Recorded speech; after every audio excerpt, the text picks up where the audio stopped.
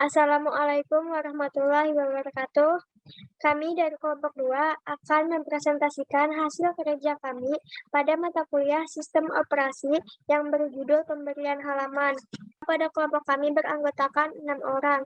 Yang pertama ada Lia Erlin, kedua Alpika Nurpadia, 3 Ahmad Rehansyah, 4 Risalatul Husna, 5 Risma Wulandari, dan yang keenam Julita Hasanah. Pendahuluan. Pemberian halaman adalah suatu metode yang memungkinkan suatu alamat fisik memori yang tersedia dapat tidak berurutan. Pemberian halaman bisa mencegah masalah penting dari pengepasan besar ukuran memori yang bervariasi ke dalam penyimpanan cadangan. Suatu alamat memori yang digenerate oleh CPU terdiri dari dua bagian, yaitu halaman dan offset. Metode dasar. Metode dasar yang digunakan adalah dengan memecah memori fisik menjadi blok-blok berukuran tetap yang akan disebut sebagai frame. Memori logis juga dipecah menjadi blok-blok dengan ukuran yang sama, disebut sebagai halaman. Selanjutnya, membuat suatu tabel halaman yang akan menerjemahkan memori logis kita ke dalam memori fisik. Jika suatu proses ingin dieksekusi, maka memori logis akan melihat di manakah dia akan ditempatkan di memori fisik dengan melihat ke dalam tabel halamannya. Penerjemahan halaman. Setiap alamat yang dihasilkan oleh CPU dibagi-bagi menjadi dua bagian, yaitu sebuah nomor halaman P dan sebuah offset halaman D. Nomor halaman ini akan digunakan sebagai indeks untuk tabel halaman. Tabel halaman mengandung basis alamat dari tiap-tiap halaman di memori fisik. Basis ini dikombinasikan dengan offset halaman untuk menentukan alamat memori fisik yang dikirim ke unit memori. Selanjutnya akan dijelaskan oleh teman saya, Risma Wulandari. Perhitungan perangkat keras. Biasanya, sistem operasi mengalokasikan sebuah tabel halaman untuk setiap proses, di mana sebuah petunjuk ke tabel halaman disimpan dengan nilai register yang lain di dalam blok pengontrol proses. Jadi, biasanya setiap sistem operasi mempunyai caranya tersendiri untuk menyimpan tabel halaman. Salah satunya dengan cara mengalokasikan sebuah tabel halaman tadi.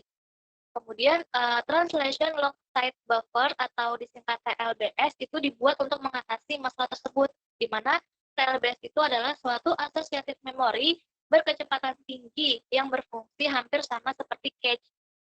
Suatu keadaan di mana pencarian alamat memori berhasil ditemukan pada TLBS disebut TLB hit. Sedangkan sebaliknya, jika terjadi pada tabel halaman, dalam hal ini TLB dianggap gagal, maka disebut TLB miss. Effective address time adalah waktu yang dibutuhkan untuk mengambil data dalam memori fisik dengan persentase TLB hit atau hit ratio dan TLB miss atau miss ratio. Persentase dari beberapa kali TLB hit adalah disebut hit ratio, di mana hit ratio 80% berarti menemukan nomor halaman yang ingin kita cari di dalam TLB sebesar 80%. Next, jika waktu akses ke TLB memakan waktu 20 nanodetik dan akses ke memori memakan waktu sebesar 100 nanodetik, maka total waktu kita memetakan memori adalah 180 nanodetik jika TLB-nya hit. Dan jika TLB-nya itu miss, maka total waktunya adalah 220 nanodetik. Suatu mesin yang efektif apabila memiliki effective address time yang kecil. Jadi, banyak cara yang telah dilakukan untuk optimal, salah satunya dengan mereduksi TLB miss. Jadi, sistem operasi memiliki intuisi untuk memprediksi halaman selanjutnya yang akan digunakan, kemudian melotnya ke dalam TLB. Selanjutnya, itu ada proteksi memori, bisa di next. Berbeda dengan proteksi memori pada bab sebelumnya yang menggunakan limit register dan relokasi register, kalau proteksi memori pada lingkungan halaman ini itu dikerjakan oleh bit-bit proteksi yang berhubungan dengan tiap frame-nya, di mana biasanya bit ini disimpan di dalam sebuah tabel halaman. Satu bit bisa didefinisikan sebagai baca tulis atau hanya baca saja untuk suatu halaman. Untung atau rugi pemberian halaman. Nah, jadi jika kita membuat ukuran dari masing-masing halaman menjadi lebih besar, maka itu keuntungannya akses memori akan relatif lebih cepat. Sedangkan kerugiannya itu kemungkinan terjadi fragmentasi internet sangat besar. Nah, jadi sebagian besar komputer modern itu unit manajemen memori atau disebut juga dengan MMU. Pada dasarnya, MMU ini terdiri dari tabel halaman yang merupakan sebuah rangkaian array dari masukan-masukan yang mempunyai indeks berupa nomor halaman atau biasa disimbolkan dengan P. Setiap masukan terdiri dari flags, contohnya bit dan nomor frames. Alamat fisik dibentuk dengan penggabungan nomor frame dengan offset, yaitu bit paling rendah dari alamat logis. Nah, ini adalah contoh dari skema tabel halaman. Terdapat memori logika. Di sini ada page 0, page 1, page 2, sampai page 5. Nah, itu merupakan memori logikanya. Terus tuh di sini pada page table, di situ terdapat bit valid dan bit invalid. Nah, bit valid itu merupakan page yang terletak di dalam ruang alamat logika proses. Sedangkan page invalid yang merupakan page yang terletak di luar ruang alamat proses. Nah, jadi misalkan page 0 itu frame number-nya itu 2, berarti page 0 nanti akan berubah ke frame number 2 yang ada di memori fisik. Nah, sama selanjutnya pada page 1 yang mempunyai nomor frame-nya 3 nanti akan berubah page 1 ke frame number 1. Selanjutnya selanjutnya sampai ke page 5. Page 7 itu enggak, karena page 7 itu tidak berada pada ruang alamat logika. Oke, baik. Di sini saya izin melanjutkan materi selanjutnya tentang pemberian halaman secara bertingkat. Dapat kita lihat bahwa sudah terdapat tabel halaman secara bertingkat.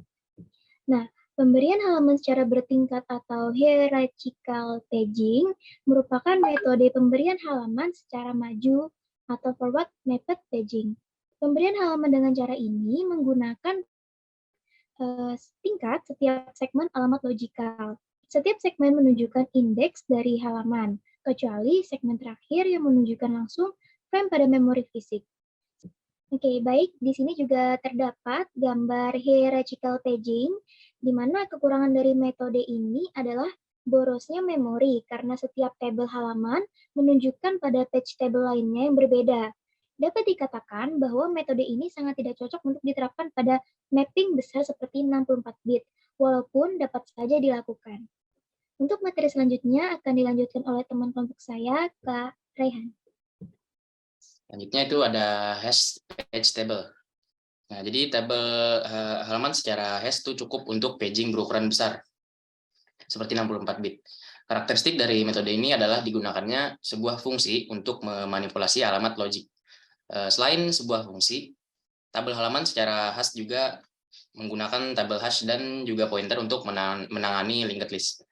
Hasil dari hashing akan dipetakan pada hash table halaman yang berisi linked list. Penggunaan linked list adalah untuk pengacakan data yang dikarenakan besar hash table yang sangat terbatas. Pada metode ini offset juga berperan untuk menunjukkan alamat fisik, yaitu dengan menggabungkan isi dari linked list dengan offset tersebut. Nah, jadi penjelasan gambarnya ini itu di dalam local address itu ada dua elemen, yaitu page dan offset. Nah, offset itu adalah baris, sedangkan page itu adalah alamat. Selanjutnya itu ada inverted page table. Nah, pada tabel halaman inverted ini, proses pemberian halaman dipusatkan pada proses yang sedang ditangani. Alamat logik yang menggunakan inverted table, halaman merepresentasikan proses yang dimiliki, sehingga tabel halaman pada metode ini sama besar atau lebih dengan jumlah proses yang dapat ditangani dalam setiap kesempatan. Bila diasumsikan sistem dapat menangani n buah proses, maka paling tidak tabel halaman juga sebesar n, sehingga setidaknya satu proses memiliki satu halaman yang bersesuaian dengan page tersebut. Baik, kita masuk ke metode pemberian halaman selanjutnya, yaitu share page atau berbagi halaman. Nah, di mana keuntungan lain dari pemberian halaman adalah kemungkinannya untuk berbagi kode yang sama. Pertimbangan ini terutama sekali penting pada lingkungan yang berbagi waktu. Nah, jadi share page ini dia akan yaitu akan berbagi kode yang sama. Jadi kuncinya di sini adalah kode yang sama itu ya, teman-teman. Nah, kemudian share page ini juga erat kaitannya dengan masalah waktu. Oke, next. Nah, teman-teman bisa perhatikan ada tabel di mana penggambaran berbagi halaman itu bagaimana. Nah, sebelumnya saya bacakan dulu. Bingkai yang berisi editor diakses oleh banyak pengguna. Nah, jadi hanya ada satu salinan editor yang ditaruh di memori. Tiap tabel halaman dari tiap proses mengakses editor yang sama, tapi halaman data dari tiap proses tetap ditaruh di frame yang berbeda. Nah, inilah yang dimaksud dengan berbagi halaman. Nah, teman-teman perhatikan di sana ada proses 1, proses 2, proses 3. Nah, dari proses 1, proses 2, proses 3, kita dapat lihat bahwa ada editor 1, editor 2, editor 3, yang dimana page halamannya itu sama gitu. Halamannya itu ada 3, 4, dan 6. Nah, yang membedakan 3 proses itu hanya dari page datanya, di mana proses 1, data 1 itu page-nya 1, terus proses 2, data kedua itu di halaman 2, dan data 3 di proses 3 itu di halaman 7. Nah, sehingga peletakannya di memori fisik dapat teman-teman lihat pada tabel di sebelah kanan ya. Nah, itulah yang dinamakan dengan berbagi halaman atau share page tadi.